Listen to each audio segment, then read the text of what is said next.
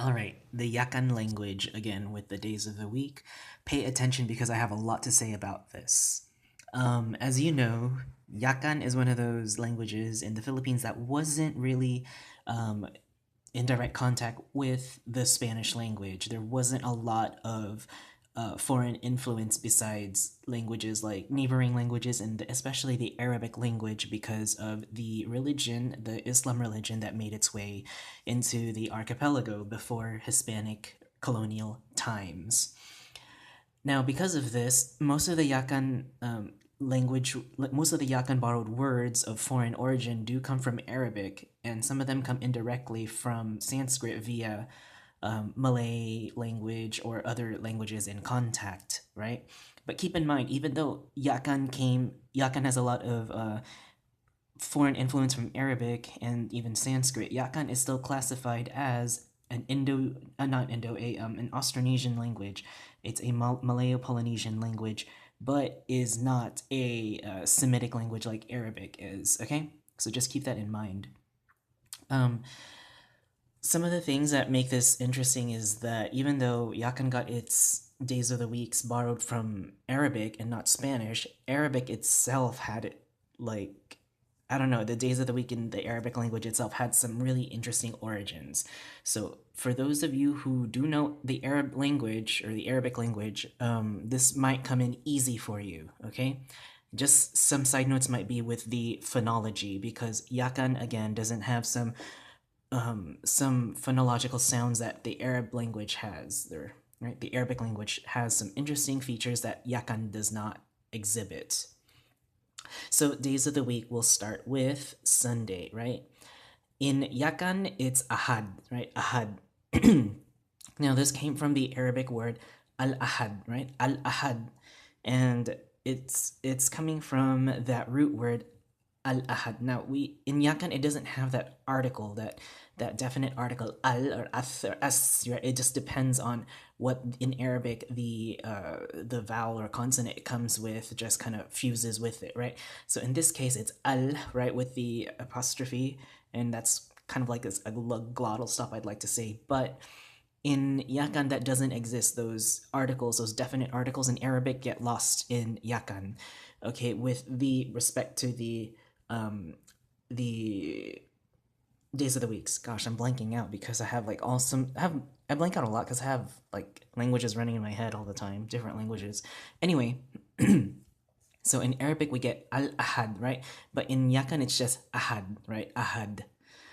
Monday, oh, actually, so ahad comes from the word wahid, which means the number one in Arabic, right? So remember, if you know your Arabic numbers, this could be easy for you. Ahad meaning, or wahid meaning one in Arabic, we get al-ahad, and it gets borrowed into yakan as ahad. Monday, same thing.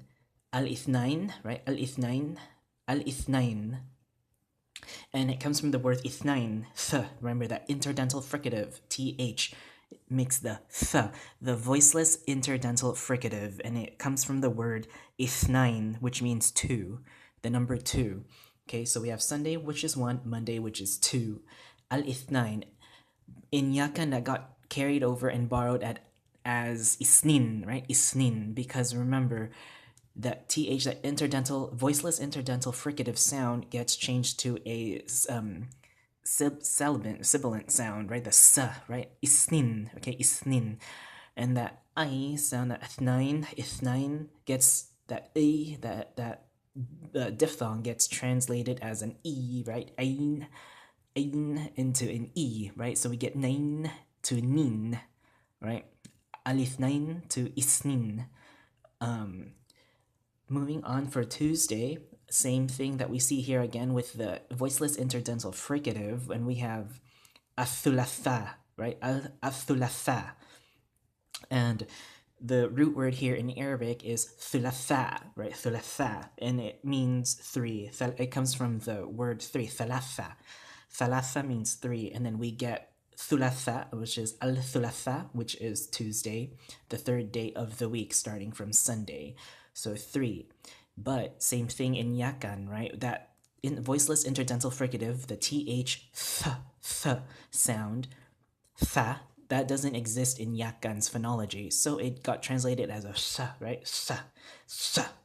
Al-thulatha we get salasa instead, right? And salasa in some Arab dialects, surprisingly, is the number 3 in some Arabic dialects. So salasa or thalatha means 3, right? But again, the tha gets changed to a sa, so we get salasa instead of thalatha, right? Wednesday, which is al-arbi'a, right? Gosh, I'm losing my voice. Al-arbi'a, right? So, and the root word here is arba, right? Al-arbi'a, right? Arba, which means 4, the number 4. And we get in Yakan, remember, there's that glottal stop right there with the apostrophe, right? So we have to stop the flow of air if we're going to use it as a consonant for that glottal stop. Al-ba'ah, right? Al-ba'ah. So al-arba'ah, right, gets just translated to al-ba'ah, right? Al-ba'ah. Al-ba'ah, sorry. It's al-ba'ah. But again, the root word that we get from Arabic is number 4, which is arbah. And we don't take the definite articles, okay? Or indefinite, or whatever article that is, right? Thursday is finally the last day before the numbers, which is al-khamis, right? Al-khamis. The KH makes some sort of kha sound, like kha, a guttural. It's a guttural pharyngeal kind of sound, kha, with your throat. So al-khamis, al-khamis. And it comes from the root word khamsa, which means 5, khamsa, or khamsa. Maybe I'm doing it too strong, but I don't know. I don't speak Arabic. I can just tell you the etymology of it. So this is khamsa, right? And khamsa means 5. So we get khamis, al-khamis, and it got carried over as hamis, right? Hamis. Remember, 2 M's make that it's an elongated sound. It can be kind of a what's it called? 2 words, two consonants. I guess it's a gemination. There you go, a geminate consonant sound. Hamis, right? Hamis, hamis, not hamis, but hamis, right? So there's a difference. Hamis, hamis, hamis, hamis. Okay, and that just comes from, again, khamis, which is 5 in Arabic. Al-khamis, or al-khamsa, or khamsa. Friday is an interesting one, right? We get al-jum'ah, right? Al-jum'ah, right? Al-jum'ah. So al-jum'ah is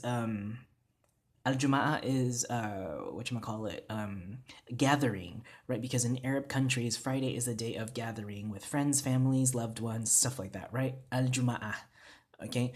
And in Yakan, we don't take the article, we just take the root, so it's Jum'at, right? Jum'at.